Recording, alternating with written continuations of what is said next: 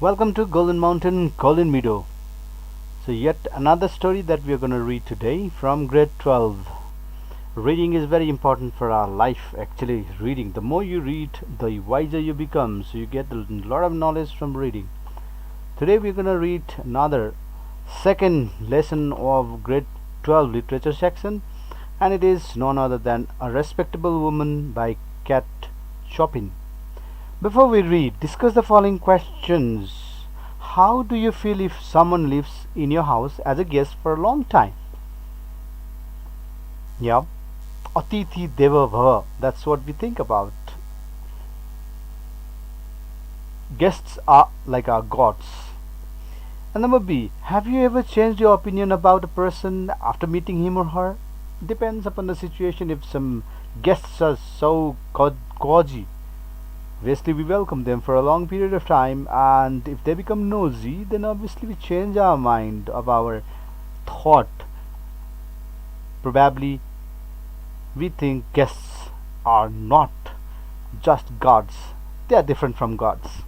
Okay, we get into about Chopin. Original name Catherine O'Flaherty, was born in 1851 and died in 1904. Was an American novelist and short story writer.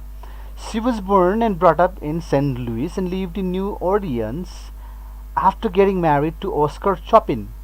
Her first novel, At Fault, appeared in 1890, and the second novel, The Awakening, in 1899. She wrote more than 100 short stories, and among them Desiree's Baby, Madame Celestine's Divorce, and A Respectable Woman are more anthologized than others. The language in her novels and her stories is full of sexual connotations, and her novel The Awakening was condemned for its sexual frankness, and the publishers had refrained from publishing it. Later, after 1950, her works were reinterpreted and she was praised for depicting modern sensibility. The short story A Respectable Woman is taken out from her collection The Awakening and Other Short Stories in 2005. The short story A Respectable Woman is structured around the character of Mrs. Baroda and her inner conflict as she finds herself attracted to her husband's friend. The conflict follows the pattern of classical fiction and moves from exposition to rising action and then to climax and resolution. So that was about the author. Now let's move into the main story.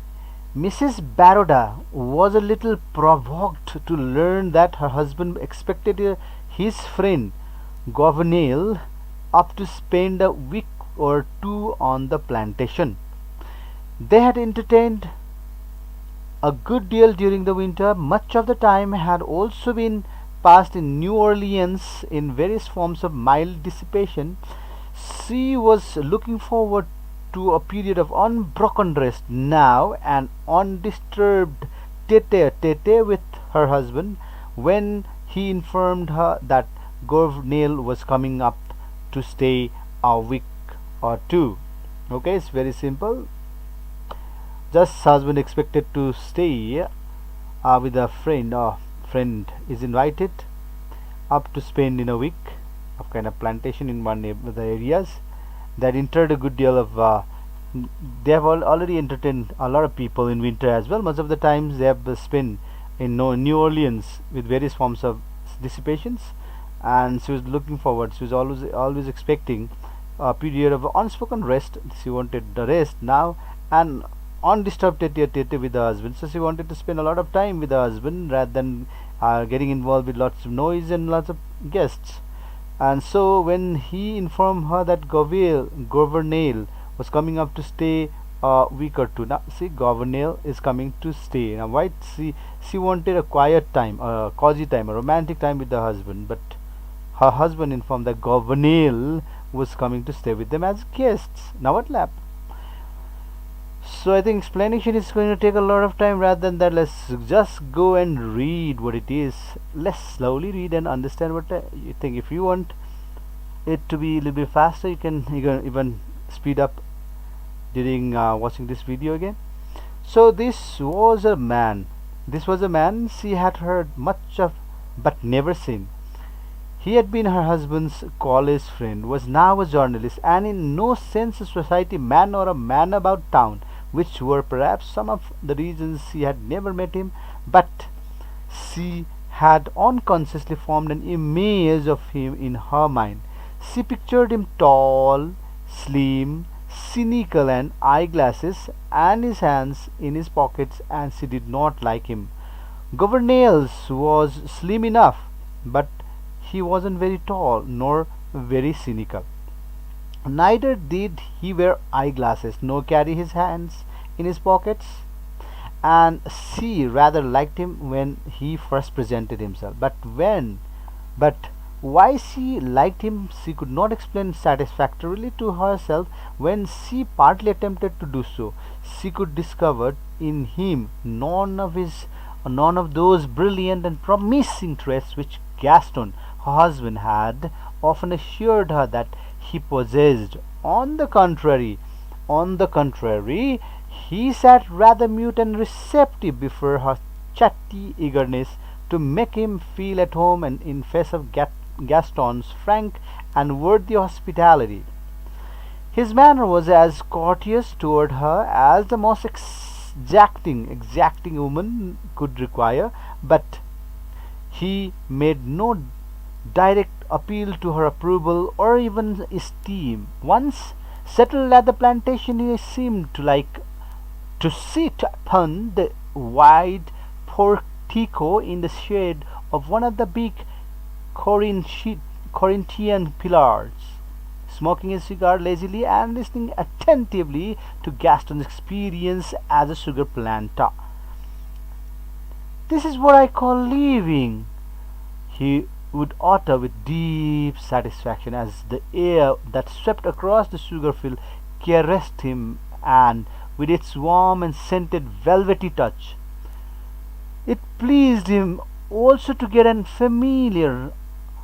familiar terms with the big dogs that came about him, rubbing themselves sociably against his legs. He did not care to fish and displayed no eagerness to go out and kill grosbecks when Gaston proposed doing so. Governale's personality puzzled Mrs. Baroda, but she liked him. Indeed, he was a lovable, inoffensive fellow. After a few days, when she could understand him no better than at first, she gave over being puzzled and remained piqued. In this mood, she left her husband and her guest for the most part alone together. Then, finding that Governale took no matter of exception to her action, she imposed her society upon him, accompanying him in his idle strolls to the mills and walks along the Bateau. She persistently sought to penetrate the reserve in which he had unconsciously enveloped himself. "When is he going, your friend?" she one day asked her husband. "For my part, he tires me frightfully." "Not for a week yet, dear. I can't understand. He gives you no trouble." "No, I should like him better if he did.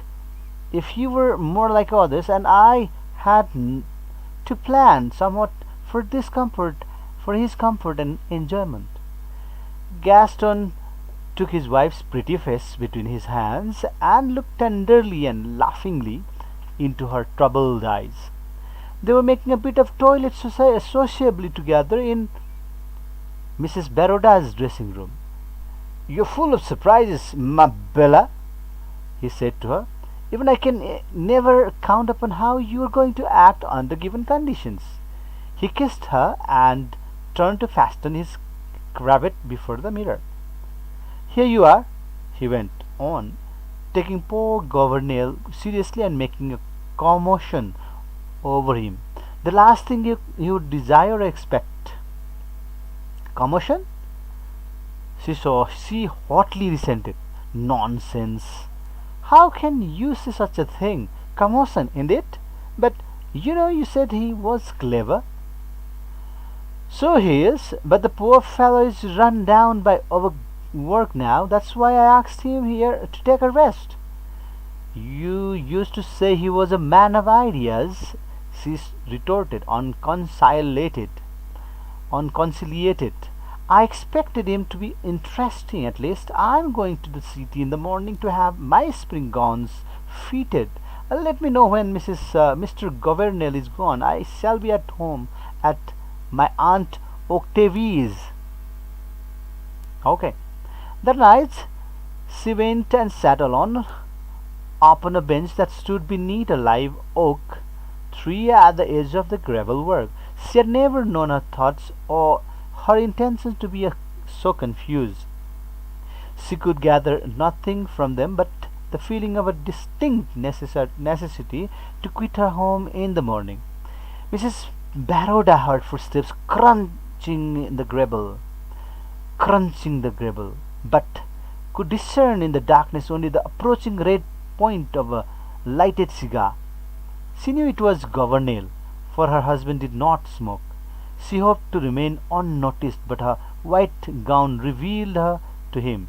He threw away his cigar and seated himself upon the bench beside her, without a suspicion that she might object his presence. Your husband told me to bring this to you, Mrs. Baroda, he said, handing her a filmy white scarf with which Sita sometimes enveloped her head and shoulders. She accepted the scarf from him with a murmur of thanks and let it lie in her lap. He made some commonplace observation upon the baneful effect of the night air at the season. Then, as his gaze reached out into the darkness, he murmured, half to himself, Night of south winds, night of the last few stars, still nodding night. She made no reply to this apostrophe to the night, which indeed was not addressed to her. Governell was in no sense a defeated man, for he was not a self-conscious one. His periods of reserve were not constitutional, but the result of moods. Sitting there beside Mrs. Baroda, his silence melted for the time.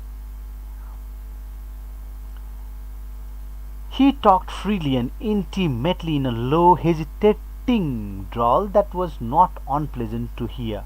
He talked of the old college days when he and Gaston had been a good deal to each other, of the days of keen and blind ambitions and large intentions. Now there was left with him at least a philosophic acquiescence to the existing order, only a desire to be permitted to exist, with now and then a little whiff of genuine life, such as he was breathing now. Her mind only vaguely grasped what he was saying. Her physical being was for the moment predominant. She was not thinking of his words, only drinking in the tones of his voice. She wanted to reach out her hand in the darkness and touch him with the sensitive tips of her fingers upon the face or the lips. She wanted to draw close to him and whisper against his cheek. She did not care what, as she might have done if she had not been a respectable woman. The stronger the impulse grew to bring herself near him, the farther, in fact, did she draw away from him. As soon as she could do so without an appearance of too great rudeness, she rose and left him there alone. Before she reached the house, Governale had lighted a fresh cigar and ended his apostrophe to the night. Mrs. Baroda was greatly tempted that night to tell her husband, who was also her friend, of this folly that had seized her. But she did not yield to the temptation. Besides being a respectable woman, she was a very sensible one, and she knew there are some battles in life which human beings must fight alone. When Gaston arose in the morning, his wife had already departed. She had taken an early morning train to the city. She did not return till Governale was gone from under her roof. There was some talk of having him back during the summer that followed. That is, Gaston greatly desired it, but this desire yielded to his wife's strenuous opposition. However, before the year ended, she proposed wholly from her